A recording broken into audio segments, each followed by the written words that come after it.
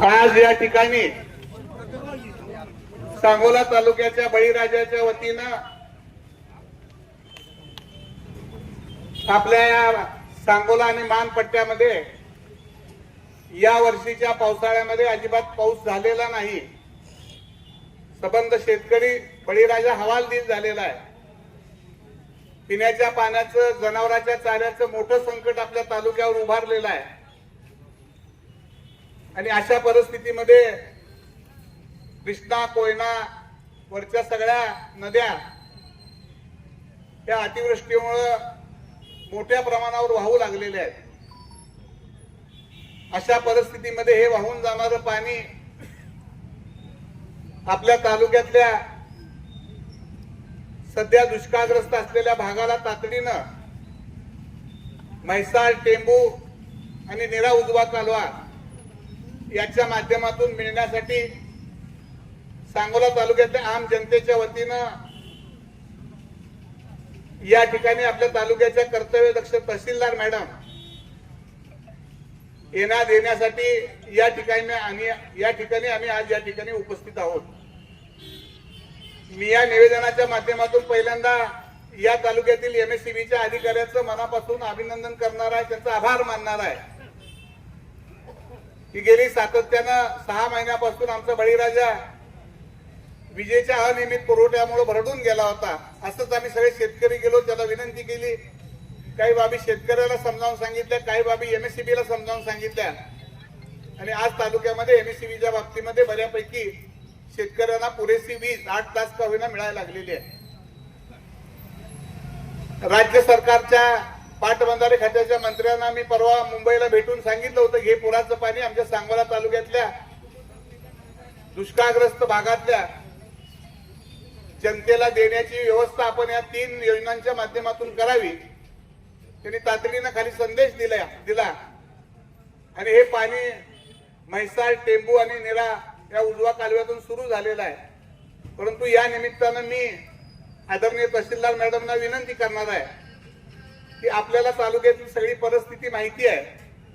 आज कोळा भागामध्ये आपण गेल्यानंतर जुजारपूर असेल, खाली पाचेगाव असेल, मानेगाव, निजामपूर, हनुमानगाव या सगळ्या परिसरामध्ये पिण्याला, जनावरांच्या पाण्यासाठी, माणसाच्या पिण्याचं पाणी हे सगळे स्तोत्र आटलेले आहेत। म्हैसाळचं मिळणारं पाणी आहे गिरडी भागाला, पारड, डिक्सळ, नैराळ, हंगिरग, खाली पेडशिंगी, आलेगाव पर्यंत। त्याचबरोबर कोरडा नदीमध्ये पाणी सोडलं पाहिजे। मान नदीमध्ये मागच्या वेळेला पाणी सोडलं आणि अर्धीच नदी भरली आणि ते पाणी पुन्हा थांबवलं। त्याचबरोबर आपला वरचा जो भाग आहे मौद भाग, आज या ठिकाणी सगळी खवासपूर, लोटेवाडी, आसकदानी याही परिसरातली सगळी मंडळी आहेत। मी सगळ्याच गावची नावं घेत नाही, परंतु तालुक्यातल्या सगळ्याच परिसरामध्ये पाण्याची तीव्र टंचाई निर्माण झालेली आहे आणि म्हणून मी आपल्या सगळ्यांच्या वतीनं, तालुक्यातल्या आम जनतेच्या वतीनं आदरणीय तहसीलदार मॅडमला एक विनंती करणार आहे की या टेंबू असेल, म्हैसाळ असेल, निरा उजवा कालवा असेल, या सगळ्या अधिकाऱ्यांची उद्या त्याला तातडीनं तुम्ही बैठक घेऊन, पाणी सध्या सुरू आहे परंतु हे पाणी कोरडा नदीमध्ये असेल, मान नदीमध्ये असेल, ओढ्या नाल्याला असेल, या ठिकाणी तातडीनं सोडून या तालुक्यातल्या बळीराजाची तहान भागवण्याचं काम आपण या ठिकाणी करावं। मी उद्या त्याला आपल्या जिल्ह्याचे कर्तव्यदक्ष पालकमंत्री महोदयांनाही वेळ घेतलेली, मी त्यांनाही उद्या जाऊन सकाळी भेटणार आहे। इरिगेशन खात्याच्या मंत्र्यांनी तर अगोदर आदेश दिलेले आहेत। आता राहिली जबाबदारी आहे तहसीलदार मॅडम आपली आहे। मी आपल्याला विनंती करेन की उद्याच्या उद्या ह्या सगळ्या अधिकाऱ्याची बैठक घेऊन आमच्या सगळ्या शेतकऱ्याच्या वतीनं आम्हाला आपल्याला एक नम्र विनंती करतोय की म्हैसाळचं पाणी आहे ते पूर्ण क्षमतेनं पाणी आम्हाला सांगोल्याला मिळालं पाहिजे आणि शेवटच्या घटकापर्यंत ते पाणी जनावरांच्या आणि पिण्याच्या पाण्यासाठी राज्य सरकारनं आदेश काढलेला आहे आणि त्याप्रमाणे अगोदर हे सगळे ओढे, नाले, बंधारे भरून घेऊन मग बुध्याचा तलाव असेल, चिंचोलीचा तलाव असेल, काही मोठे तलाव आहेत तेही तातडीनं भरून देण्यात यावेत। या बाबतीमध्ये आज हे आपल्याला निवेदन आम्ही सगळ्यांच्या वतीनं देत आहोत।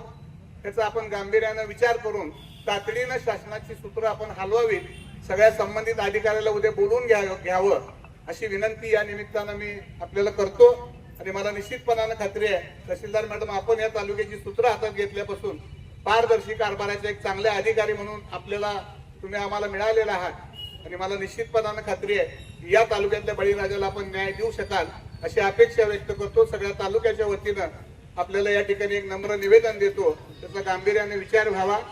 कालच आपल्या सगळ्या कार्यकर्त्यांना आपण बोलवलं, आपण ही सगळे कार्यकर्ते मोठ्या संख्येनं आला.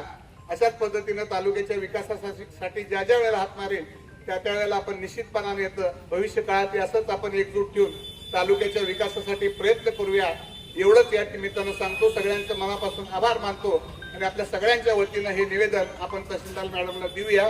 धन्यवाद, सगळ्यांचं आभार मानतो.